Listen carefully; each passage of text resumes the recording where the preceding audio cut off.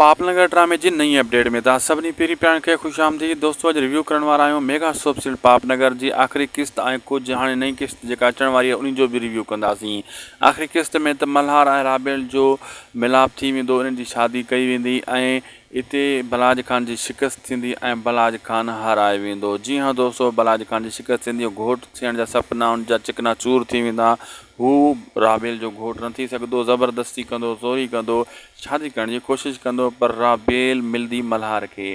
ऐं अचण वारे एपिसोड में तव्हां ॾिसो त मल्हार धमकी त ॾेई छॾी पोइ किस्त में, अगरि मुंहिंजे पीउ जेको आहे ॻाल्हि नूरे ना ॻाल्हि न मञी ऐं होॾां जेको आहे मिठल ॻाल्हि न मञी त पोइ मां राबेल खे खणी हलियो वेंदुसि, त पोइ इहे ॼाणे जो कमु ॼाणे मां इहो कमु क़दम ज़रूरु खणंदुसि।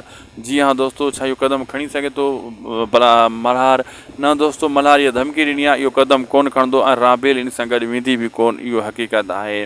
बाक़ी तव्हांखे इहो मां ॿुधाईंदो हलां त हाणे अचण वारे एपिसोडनि में मल्हार ऐं मंठार जो मुक़ाबिलो थियण वारो आहे ऐं शेर दिलि सां मंठार मुहाॾो अटकाईंदो, पर मंठार हिते नाकाम थींदो। मंठार खे नाकामी जो सामनो करणो पवंदो। उन मंठार खे पोइ ख़बर पवंदी मां ग़रीबनि खे कुटको ॾींदो हुउमि, ग़रीबनि खे मारींदो हुउमि। हीउ त जेको आहे हाणे मुड़ुसु माण्हू सां मुंहिंजो मुक़ाबिलो हाणे थियो आहे, हीअ आहिनि वॾा मुड़ुसु माण्हू। पोइ मल्हार जो दिमाग़ ठिकाणे ईंदो जॾहिं इन खे ठहुका पादर वग़ैरह बि लॻंदा।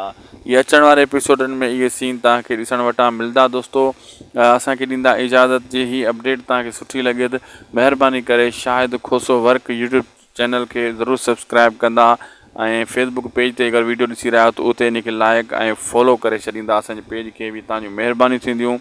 यूट्यूब ते इन नाले सां सर्च कंदो त पहिरें नंबर ते असांजो चैनल अची वेंदो, या फेसबुक पेज ते मथां लिंक ॾिनल अथव, उन ते क्लिक करे असांजे यूट्यूब चैनल ते डायरेक्ट अची सघो था। सभ खां पहिरियां असां हिन चैनल ते अपडेट ॾींदा आहियूं।